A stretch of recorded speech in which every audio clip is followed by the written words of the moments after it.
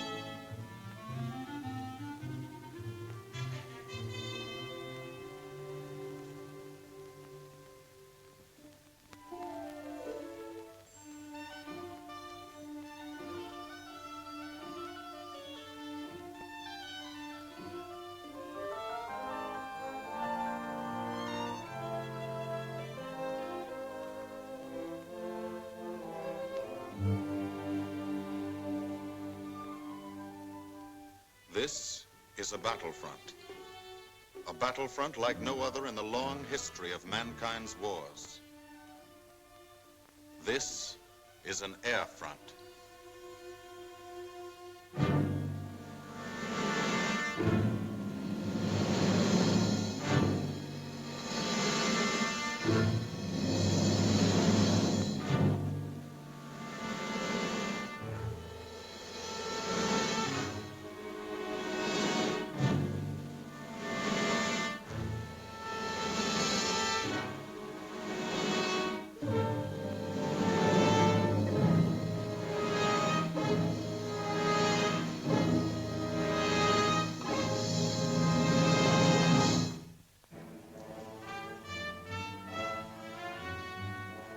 The working day begins, as it will end, with the ground crews, as much a part of the fortress as her wings.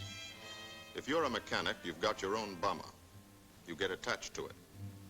But you know when your ship goes out on a mission, you may never see it again. So you do your work as well as it can be done, perfectly, because you wouldn't want anything to go wrong that would be your fault.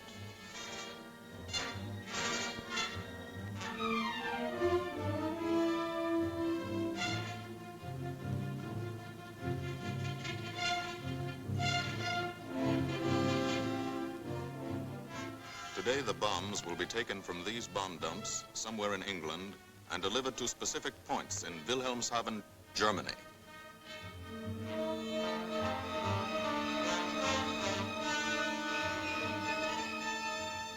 To deliver them is the job of the 8th Bomber Command, just a hauling job, yet one of the most difficult and complicated of military operations.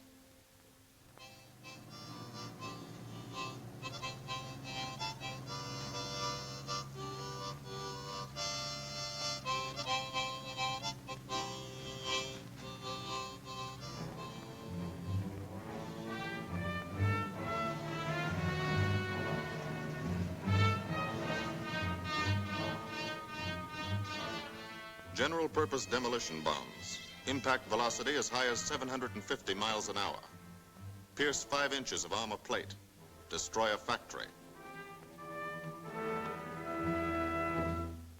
Briefing at 0800. Pilots, bombardiers, and navigators take their places.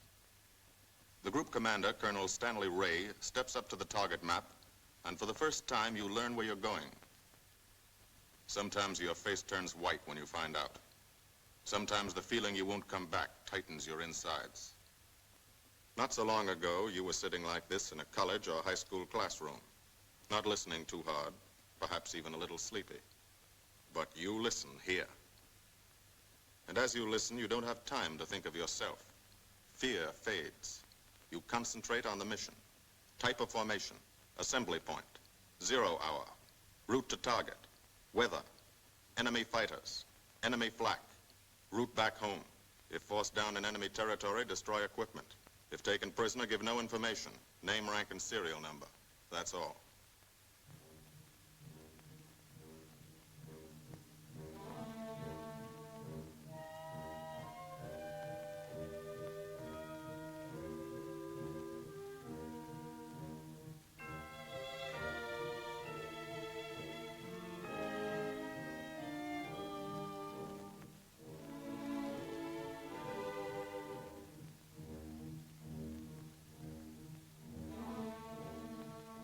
These are the passengers with one-way tickets. And this is the crew of the Memphis Belle, 324th Squadron, 91st Heavy Bombardment Group. Just one plane and one crew in one squadron, in one group, of one wing, of one Air Force, out of 15 United States Army Air Forces. Well, fellas, we've never had an easy ride over there yet, and today won't be any different. No escort except unfriendly, so keep your eyes peeled. Don't get excited and yell when you're talking on the intercom. Save your ammunition and make your shots count. And let me know what goes on back there, Quinlan. Yes, sir. Stay on the ball, gang, and she'll bring us back like she's always done. Okay? Let's go.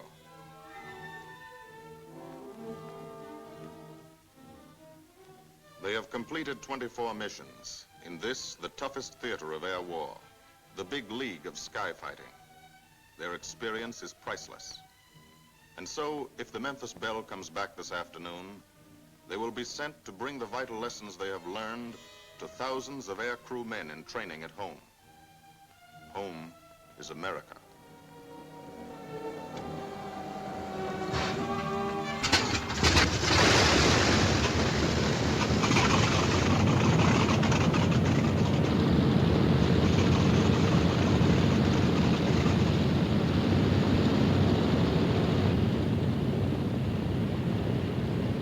This is a battlefront, like no other in this or any war. No monster armies, no booming cannon. Only the roaring engine sound of the bombers pounding through the quiet English countryside. This is an air front.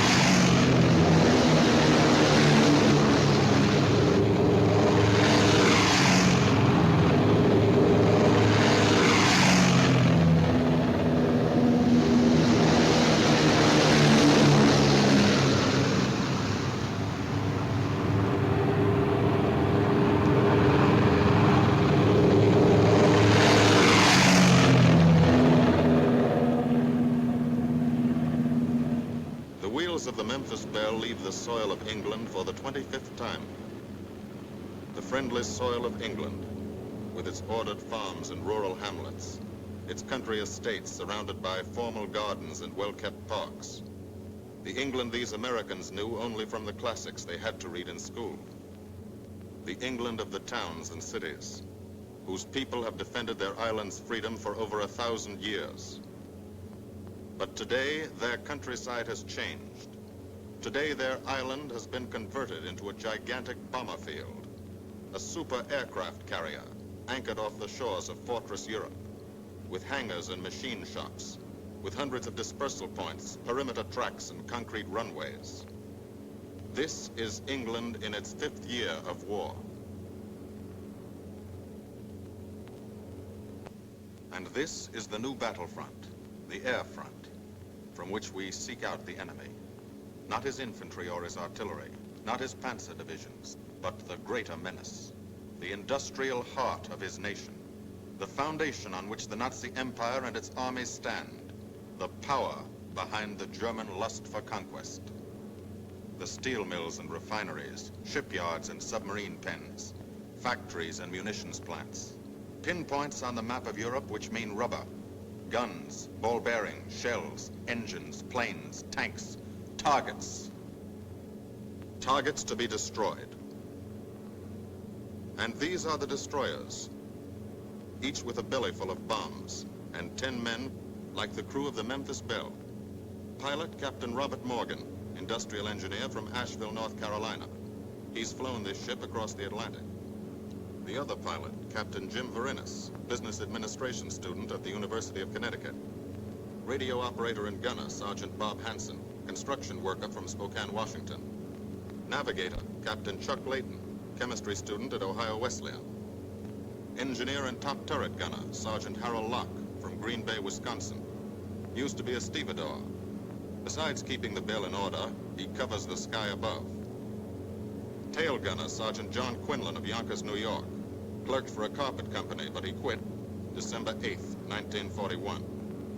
Ball turret gunner, Sergeant Cecil Scott. Pressman for a rubber company in Rahway, New Jersey. Pilot to crew, 10,000, put on oxygen. They're climbing higher now, 300 feet a minute. The strain on the planes and on the men is mounting. The rest of the crew, Bombardier Captain Vincent Evans, operated a fleet of trucks in Fort Worth, Texas.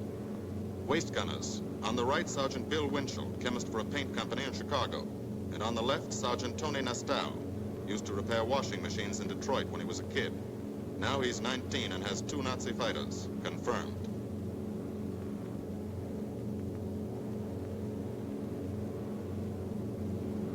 It takes all of a pilot's strength to keep a 30-ton fortress in tight formation. But the formation is the bomber's best defense against enemy fighters.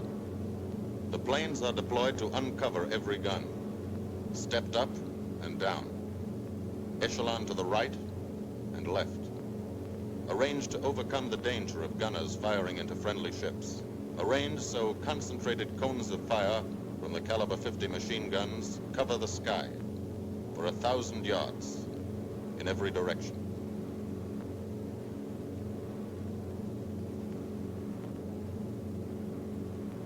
The friendly coast of England slips by below. It doesn't look like much now, but in a few hours when you come back, if you come back, this will be the most beautiful view in the world. Higher and higher, climbing to reach your best operational altitude, 25,000 feet. 5 miles straight up. So high you can't be seen from the ground with a naked eye. So high that after 1 minute without oxygen, you lose consciousness. After 20 minutes, you're dead.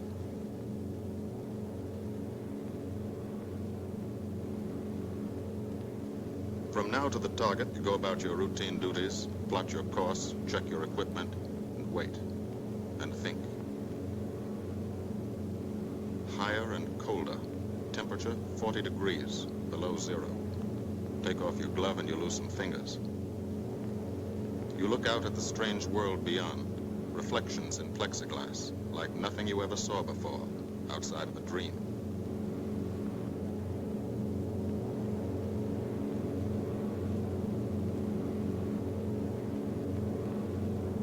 Higher and higher into the lifeless stratosphere, until the exhaust of the engines mixing with the cold, thin air condenses and streams the heavens with vapor trails.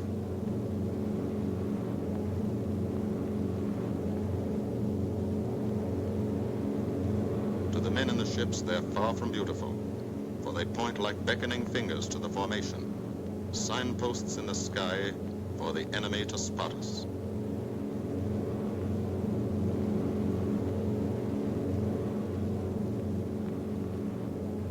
For these bombers to accomplish their mission, a plan is needed. Carefully worked out, timed to the minute. The job is to bomb Wilhelmshaven effectively and economically. The enemy is strong, skillful, determined to stop us. Here are his defenses. Airdromes, well dispersed.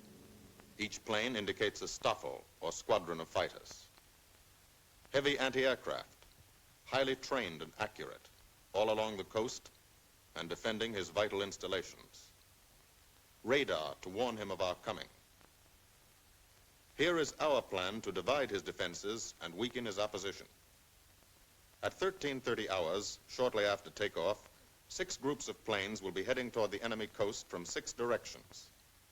The Blue Force, 100 B-24 Liberator 4-engine bombers. The White Force, 300 B-17 Flying Fortresses. The Green Force, 300 B-17s with an escort of 6 squadrons of P-47 Thunderbolts. A force of B-26 Marauders, twin-engine medium bombers with 6 squadrons of RAF Spitfires escorting. Almost 1,000 planes and over 8,000 men in the air. The enemy alerts all his airdromes. But which is our main force? What are our targets? Where should the Nazi controllers send their fighters? It's our job to make them guess, and guess wrong. A half hour later, at 1400 hours, the Blue Force will be heading east across the North Sea with the White Force following. These enemy fighters are tied down, waiting to meet them, and will not be able to attack the Green Force. These fighters must come up to attack the Green Force, and thus will be no threat to the Blue and White Forces. The B-26s and Spitfires will bomb and strafe a key rail junction, diverting these 6 Staffeln and preventing the enemy from concentrating too many fighters on the Green Force, which is scheduled to bomb an aircraft factory at Hanover.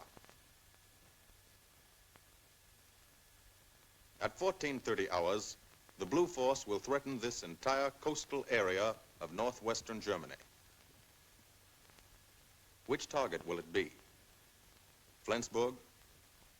The Kiel Canal? Or will it turn suddenly and bomb Hamburg, Wegesack, or Emden? Actually, it carries no bombs at all. It's a decoy and keeps the fighters from the northern area busy while the White Force, the main effort, heads for the submarine pens of Wilhelmshaven. At 1500 hours, while the White Force is over its target, only a fraction of the available German fighter strength of the area can intercept it. Because of the Blue Force diversion and the simultaneous bombing of Hanover by the Green Force. This is the plan of battle for today, drawn up by the Combined Operations Planning Committee and approved by the Commanding General. The White Force, lead group, low squadron. We've crossed the invisible line of enemy radar. The Hun is expecting us.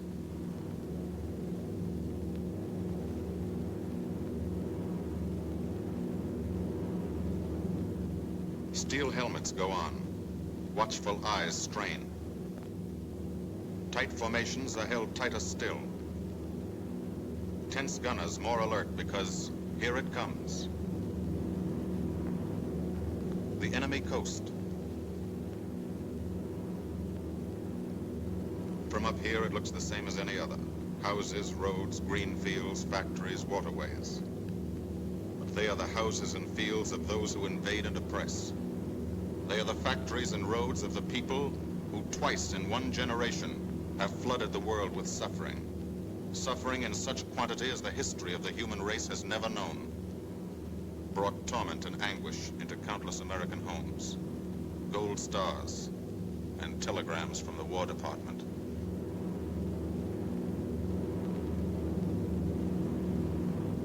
The first flak, just harmless-looking, silent puffs of smoke. Only each puff is a shell exploding, throwing shrapnel around the sky. Exactly the range, accurate flak by radio prediction. 5 miles down, Nazi anti-aircraft batteries have calculated the altitude, speed, and course. Where will the next one hit? You try not to be there.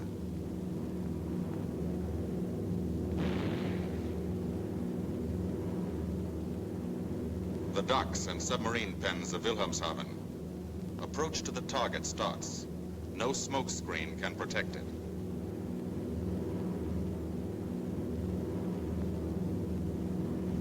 Now the enemy knows the path of your approach and walls that path with a flak barrage. But you fly right through it. Flak so thick you can get out and walk on it.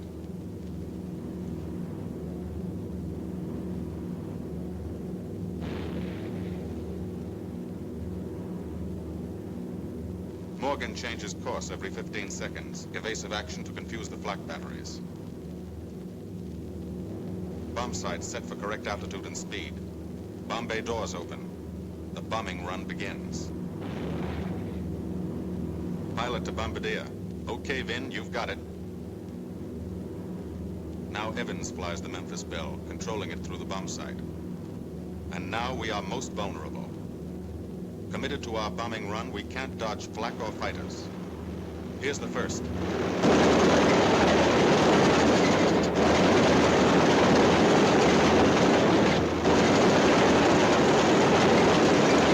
Top turret fires at it. Evans must ignore the battle. Crosshairs lined up on target. Adjustments for wind drift made. 2 more fighters diving from 9 o'clock. Flak now has the range too. They've hit this fort, but he keeps on his bombing run.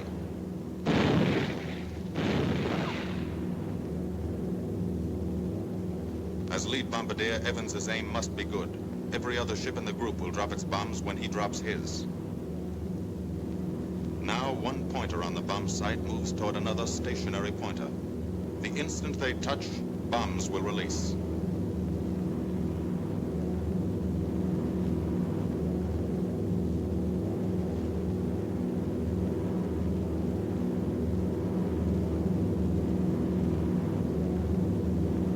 They touch.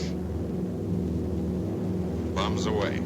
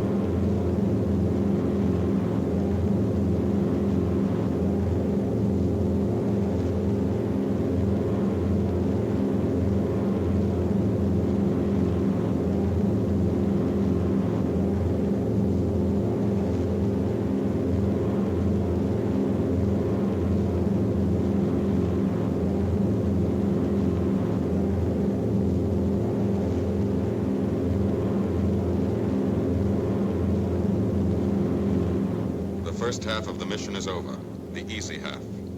Now to get home.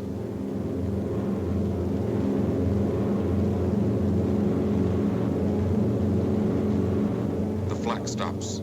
That means fighters out there somewhere. A staffer lurking behind that cloud, or hiding up in the sun where the glare blinds you, and you can't see them, waiting to dive down on you. Fighters at 6 o'clock. This is what a gunner sees. A speck in the sky. That's a fighter. And then a blink. That means he's firing at you. 2,300 rounds a minute.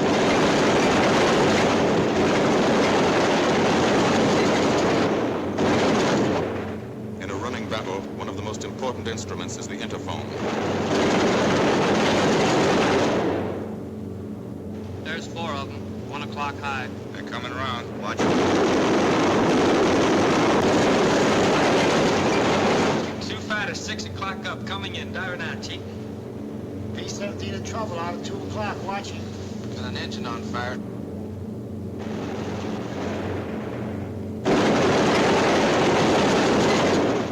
There's 2 more diving through the 94th. 3 planes, 9 o'clock, coming around.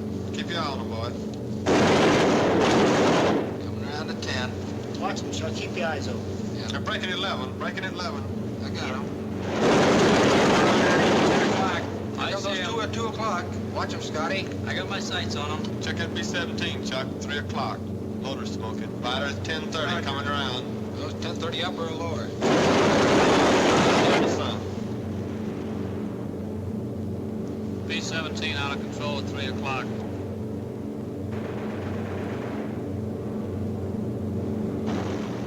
you guys get out of that plane. Bail out. There's one. He come out of the bomb bay. Yeah, I see him. There's a tail gunner coming out. Watch out for fighters. Keep your eye on him, Bill. See any parachutes, Quinlan? 2 parachutes open, Flag Chief. at 9 o'clock. 8 men still in that B-17. Come on, Get out of there.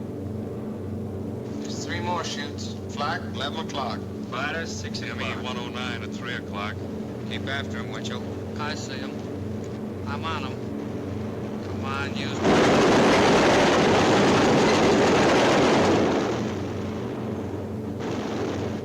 I got him. Quinlan, confirm that fighter. He got him, Chief. Look, he's bailing out.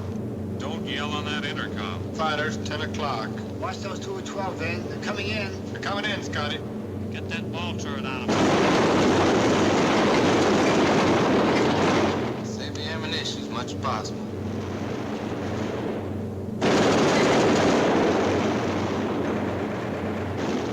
Watch that fighter coming in at 3 o'clock. He's coming in a half roll. Pull her up, Chief. Pull her up. Hurry.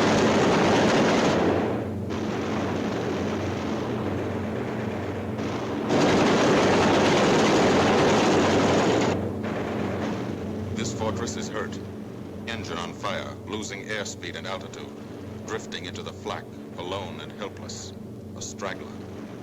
In a minute, Nazi fighters will swarm in like buzzards for the kill. You can watch, but you can't go down to help. You keep your formation.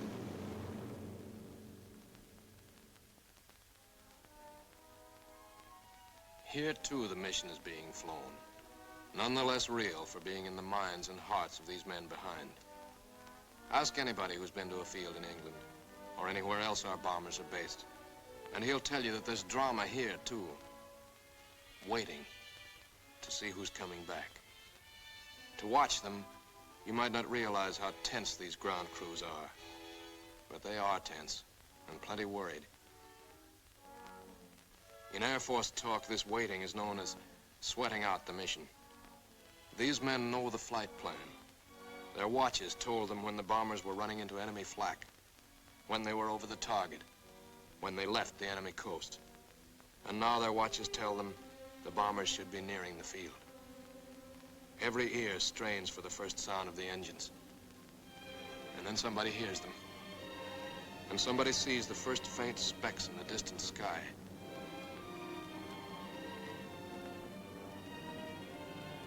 Every face turns to see and count. The watchers try to read the numbers on the ships. These planes have priority to land first. The colored flares mean wounded aboard. In the hospital window, these watching men know what that means. They know what it feels like to lie on a bouncing fortress floor for hundreds of miles through the frozen stratosphere in great pain, with the other men in your crew fighting to keep you alive until they hit the field. The field. Home. It'll be okay then, because there'll be medical care, the best, as soon as the wheels of your plane stop rolling.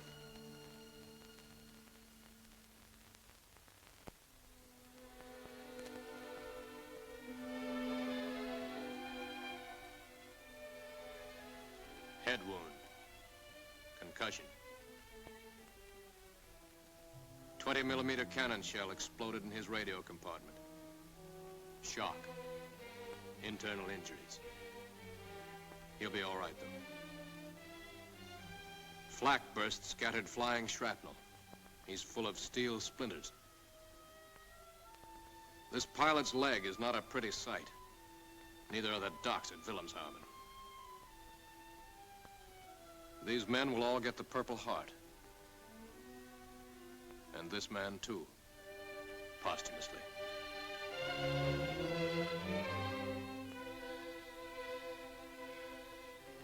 A transfusion right in the plane. This gunner's too weak to be moved. The new life-giving blood flowing into his veins might be the blood of a high school girl in Des Moines, a miner in Alabama, a movie star in Hollywood, or it might be your blood. Whosever it is, thanks. 36 planes left this field this morning. Now 6 more arrived. That makes 20 home. And this one's 21. More wounded aboard.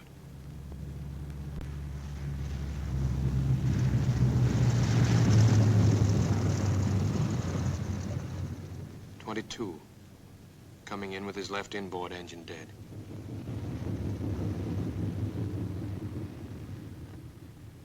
"23, with a feathered prop on his left outboard engine.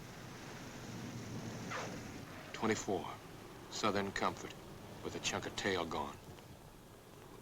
25, they flew home on their luck. 26, not a scratch. The control tower learns that 2 more landed at a British field to the south. 1 a crash landing, crew safe. That makes 28. 29, a rough landing, but her pilot's badly hurt. It's a wonder he brought her back at all. 29 planes back, so far. 29 out of 36. Our losses were heavy, but the enemy's were far heavier. We destroyed a German aircraft factory, a rail junction, submarine pens, docks and harbor installations. That's specific, known damage. But who can tell the number of German torpedoes that will not be fired, the number of our convoys that will get through now, the soldiers and seamen's lives that will be saved, or the battles that will be won instead of lost because of what these bombers and airmen did today.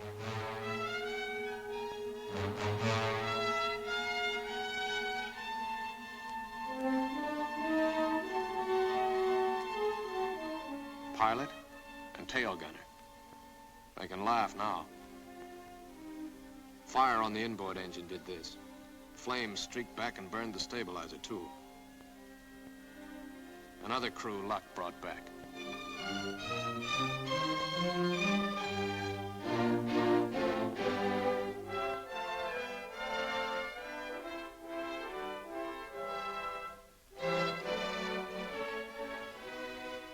Here's old Bill. A pretty good airplane when it took off. Lost its nose, lost its navigator, bombardier wounded, top turret gunner and pilot hit, hydraulic system shot out, no brakes, no flaps, but old Bill came back.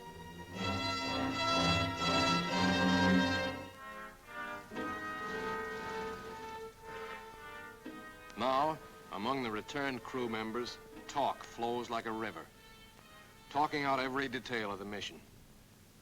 These are the faces of combat, faces of Americans who have watched their comrades die, faces that can never forget the enemy, and they're in no mood to have their picture taken.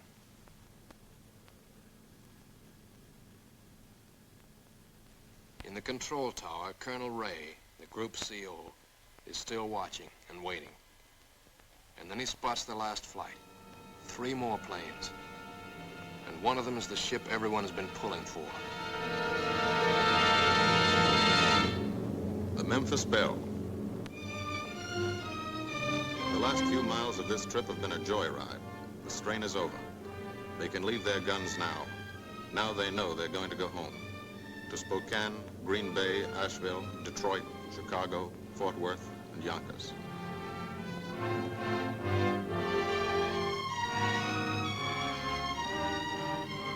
The Belle comes in for her landing.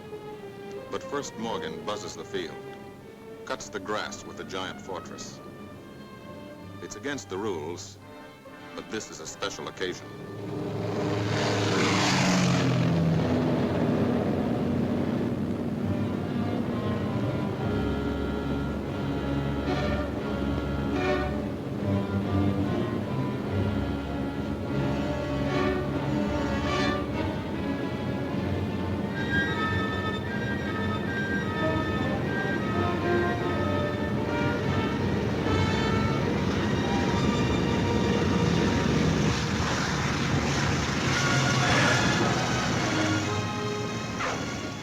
Of the Memphis Belle come back to the soil of England for the 25th time.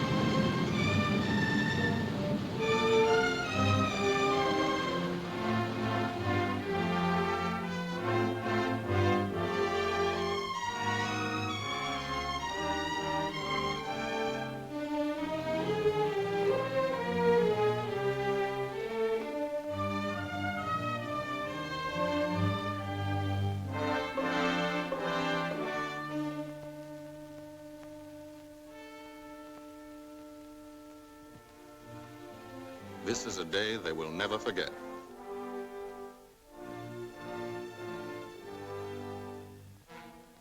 Another great day soon after, Brigadier General Hansel visited the field and presented the Distinguished Flying Cross to every member of the crew.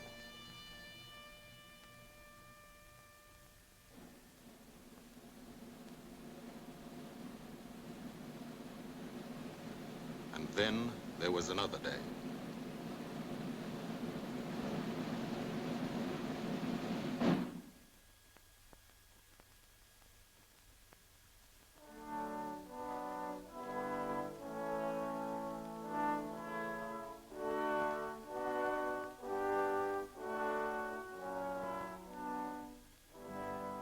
Their Majesties, the King and Queen of England.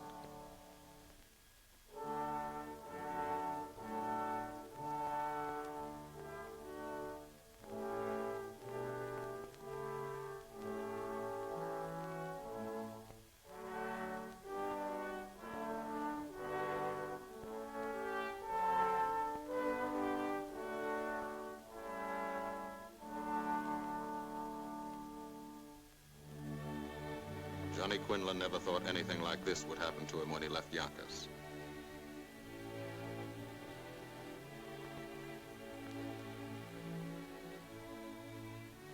The ground crew were a little self-conscious about being dressed in fatigues, but the Queen thought they were very nice.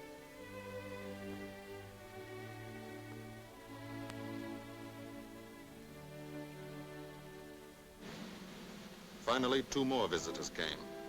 General Acre, commanding the 8th Air Force, and General Devers, U.S. commander of the European Theater. The Belle crew received them in flying clothes, as General Acre read the order for what he called their 26th and most important mission. Return to America to train new crews and to tell the people what we're doing here. To thank them for their help and support and tell them to keep it up so we can keep it up. So we can bomb the enemy again and again and again until he has had enough. And then we can all come home.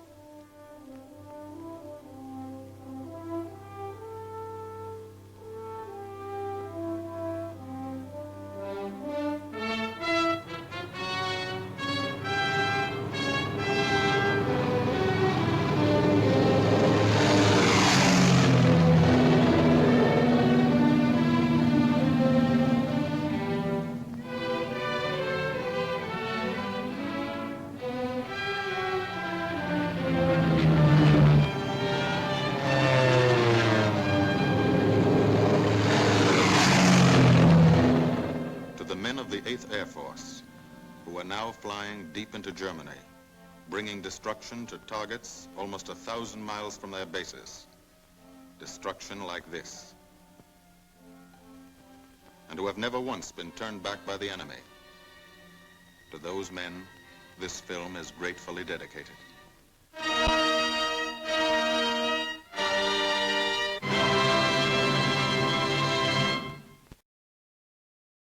This has been a presentation of the Library of Congress. Visit us at loc.gov.